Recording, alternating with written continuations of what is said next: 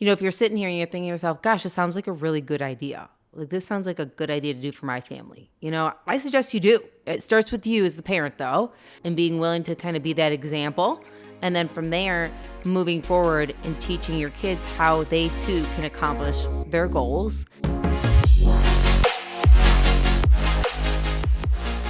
Hello, everyone. We are Greg and Jacquie Francis, and welcome to High Performance Parenting, where our passionate goal is to encourage you to raise champion children in a crazy world. Every week, we will bring you multiple episodes from our extensive experience of raising our six happy, healthy, successful, godly kids who are confidently equipped to win big in life. We deeply believe that any parent who is provided with the right knowledge and continual support can raise amazing kids. And when they do, all of our futures get better. If raising up future generations of absolute champions matters to you as much as it does to us, here's how you can contribute. Like and share this podcast with everyone you know. And together, let's embrace this journey of raising champion kids in a crazy world. Hey guys, welcome back. Super excited to be in the studio today with my hubby this time. Hon, you missed it. Last week I was with two guest speakers, actually three guest speakers I had last week. You were not in the studio, so I recruited some help from the family, and Abby, Chrissy, and Hunter were here, and they did such a good job. It was so good, and they even brought their own jokes. They did? They did. They were pretty good, I gotta tell you. When do you start bringing jokes to the table? You gotta wait. For her? What? Timing's not right yet. And what's going to make the timing right? I can't What tell will you. make the conditions perfect? I don't know yet. I'll let you know. All right. So yours hands up to me today again. Carry the humor. I'm Is pretty that what funny you're without saying? him, though. What did the buffalo say to his son when he dropped him off at school? I wouldn't know that answer. Bye, son.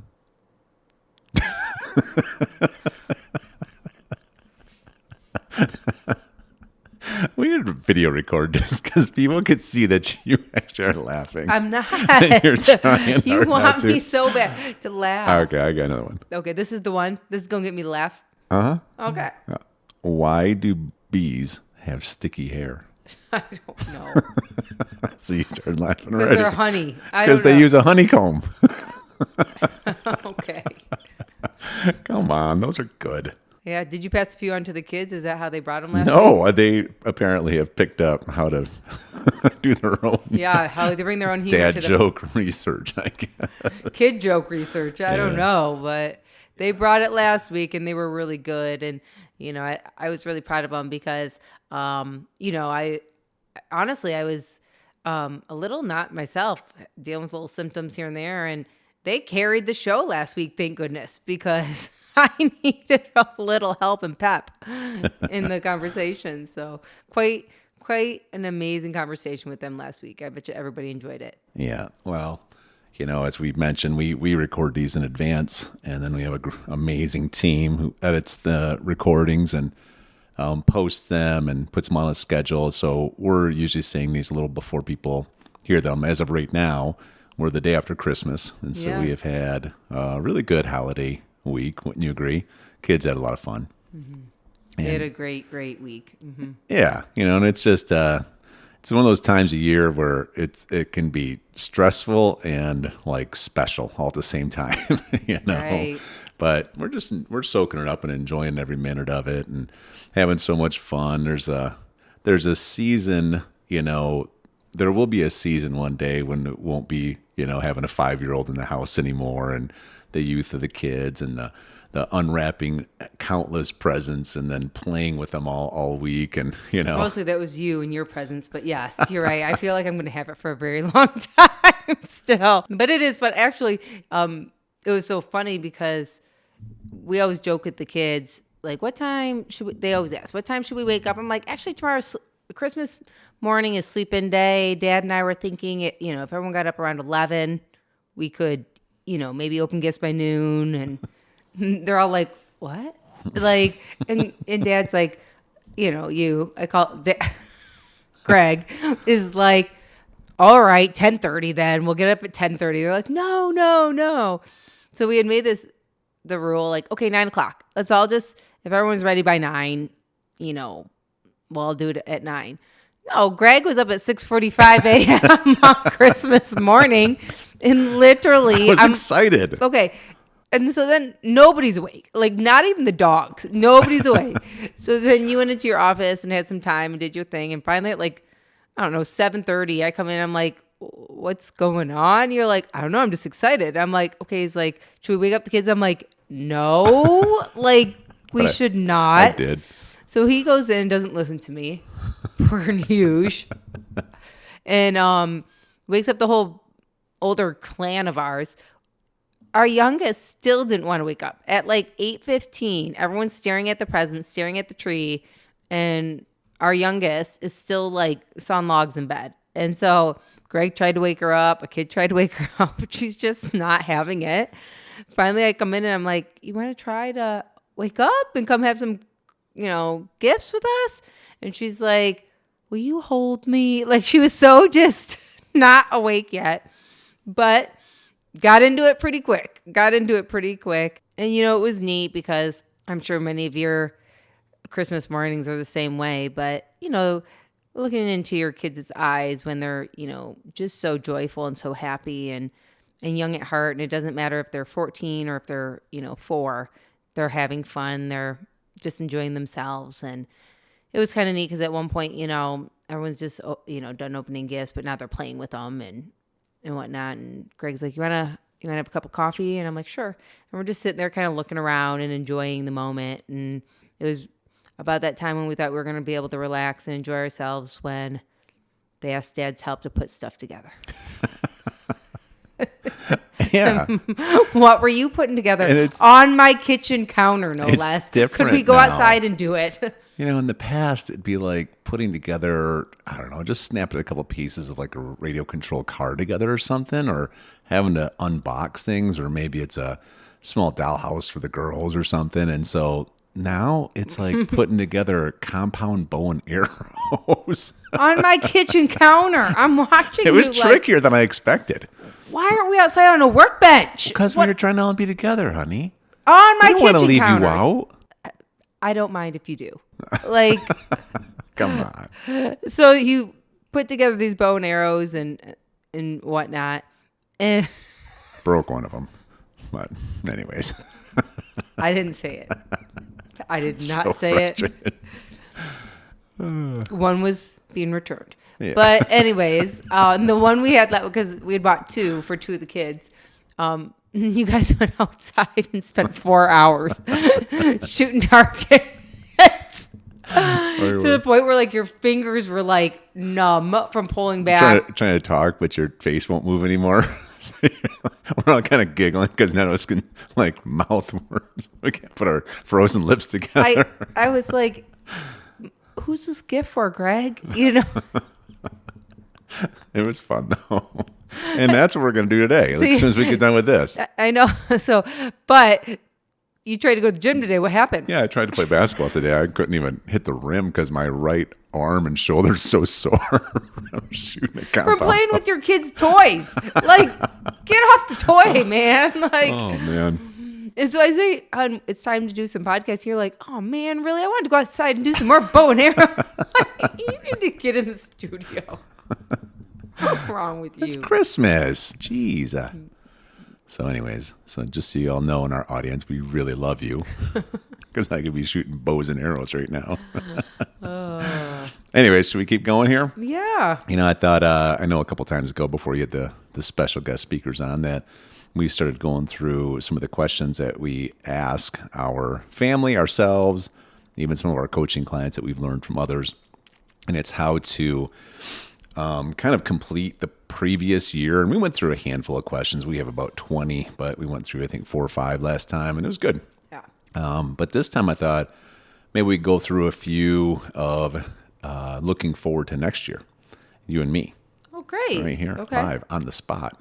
Totally unprepared. Oh. You'd be nervous the way you're. Yeah. Okay. So how about this? What would you like your biggest triumph to be this next year? Well, we were kind of doing out our 12-week goals and everything like that. So, I mean, I don't know what my biggest, but I can say that something that I'm looking forward to in the, next 12 weeks or so would be definitely some personal growth. I have some goals both in my health, both in my own personal development, business development. I have about 4 different categories right now of things that I'm really passionate about and I'm excited about working on and achieving and accomplishing and really setting up real, achievable goals that can be put into real accomplishments so that I can walk away after 12 weeks and feel really confident in what the weeks after that will bring. That might have been the most vague answer I've ever heard in my life. Can you give me some more specifics? I just kind of want to, just have a 12-week and roundabout way, going to accomplish something. Why don't you go first? It's going to be a 12-weeker. Why don't you be the example here and a 12-weeker? What's a 12-weeker? What are you talking about? Did I hear a niner in there? This is going to be one of our podcasts that just really moves people forward. Yeah. For me, I'll explain kind of the thought process and the thinking here so people understand. But, as I went through the Pathfinder's apprenticeship here at our church, and they bring in experts in different categories, and one of them is about goal setting. This one gentleman who's in there who is one of our class leads, actually. This is part of what he does for a living. I mean, he lives, eats, sleeps, breathes, all things goal setting and goal accomplishing. And it's pretty impressive, their process. We've been learning and studying and teaching goal setting for ever, 2 decades. But this is the best I've ever heard. And and one of the things that they do is they have you write down a 10-year vision. And in 2 categories we were focusing on because of what we were doing. You could have more categories, but for us it was marketplace, which means, financial goals, business increase, etc. And also in your spiritual growth, where do you want to be in 10 years? What do you want your walk with God to look like in 10 years? And so you get clear about that. And it's a stretch because you have to be willing to really think bigger and really kind of do a little soul searching about what you really want. And the reality is, a lot of people will only set short-term goals. They don't really break it down into a 10-year process, because for most successful people you hear from, you can typically only accomplish a certain amount of things in a 12 or 24-month window, but you can accomplish almost anything in a 10-year window, and with the right kind of strategy behind it. So you break down your 10-year goals, then you say, okay, in 5 years, what do I have to have accomplished? 1 or 2 or 3 things for marketplace and for spiritual growth that if I had these things accomplished, it would for sure position me to accomplish my 10-year goal. Like it tees me up. Like if I'm here in 5 years, then I could almost bet that I'm going to hit my 10-year goals. And then you have those really clear. Then you break those down. Okay, for those 5-year goals, what do I have to have done in 12 months, in 1 year, in order to really set me up? 2 or 3 things. So that way, if I have these done, I have the right momentum. I move in the right direction to hit the 5-year goals. And then you go from the 12-month goals down to 12 weeks to accomplish the 12 months. And that's where you start getting really specific about your actionable goals. And that's what you were just kind of, vaguely going over and generalizing. So you wanted me to answer the question without explaining any of that ahead of time. So good to know. We've talked about this. Don't even pretend like we haven't. Jackie, we're going to videotape you. She's mouthing things to me. I am, huh? Nobody believes you right now. I heard what you said. Mm-hmm. It was your mama. That's what I heard. Wow. Nobody believes you anymore. It's true. God believes me. I promise you that. Anyway, so we were going through these 10-year goals and breaking them down, and now we've had our kids doing them too, and we'll have to have them on because it was a really good learning lesson from them. But anyway, so now when you break all these down, for me, there's a certain amount of financial increase. There's, we want to have Kingdom Ranch, 1,000-acre ranch for our family, that everybody gets their own 5-10 acres, and we all share in the property for legacy for generations to come. We want to be positioned financially where the generation of our family never have to worry about money ever again, so we can just only do purposeful things and do them really well at the highest level of excellence. We're not trying to retire. We're not trying to take a break. We're just trying to not chase things that eat up our time, that don't do something that really matter in this world. And so, and then breaking it back down all the way down to like 12 months and then 12 weeks for me one of the things that I want to do, we're talking about we want to do the next year with this question here.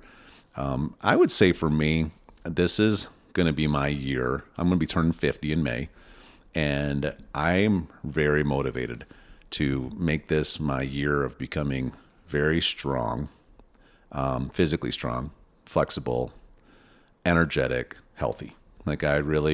This is going to be a 12-month window where I'm going to take it more serious than I have for the last decade. And it hasn't been that I've been awful, but I have been kind of, I don't know.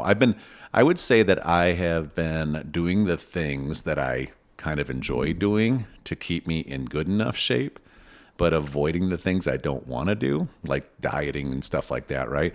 So I'm going to focus on this year. This is my year to really, press in, really I've been doing the health checks, and I got the blood work done. I got the DNA work done now, and I'm starting to learn about my system. And so I'm going to start really working at it. This is going to be my year for that. Yeah, I think it's great because I think it's been a little eye-opening on really the importance of taking care of personal health, and seeing it through a different lens and be more aware than ever, the importance of making sure that you take care of yourself so that you can be the best, healthiest version of yourself for those around you. Mm-hmm. And it's been an area that, you were lacking in for some time. We've talked about it. But there's no excuse now. There's not an excuse. So now you're ready. And I think that's cool. And I think it's an example because just like you're kind of setting up your goals for that, each of the kids have decided to set up one for themselves too in some area of their life that they want to improve in. And I don't want to steal what they have been talking about because they've worked really hard in setting it up. So I'll have them come on and we can actually bring them on probably next week to do that. But it's so neat to see them care so much about what they're excited about too at their level. So, if you're sitting here and you're thinking to yourself, gosh, this sounds like a really good idea. This sounds like a good idea to do for my family. I suggest you do. It starts with you as the parent though, and being willing to kind of be that example. And then from there, moving forward and teaching your kids how they too can accomplish their goals all the way from 10 years down to 5 years, down to, a year to 12 weeks. And they're going to follow. And it's really exciting. Mm-hmm. So we'll talk more about it in the next episode. Cool. Can we hear what your goal is then, that you think, or? Vaguely. Of course. Hey everyone, thanks for listening and thanks for your love and support. We hope that today's episode added tremendous value to you and your family. It would mean so much to us if you would partner with us on our mission of helping parents around the globe raise champion children in this crazy world. To do so, simply take a moment to like and share this podcast with everyone in your network. See you next time.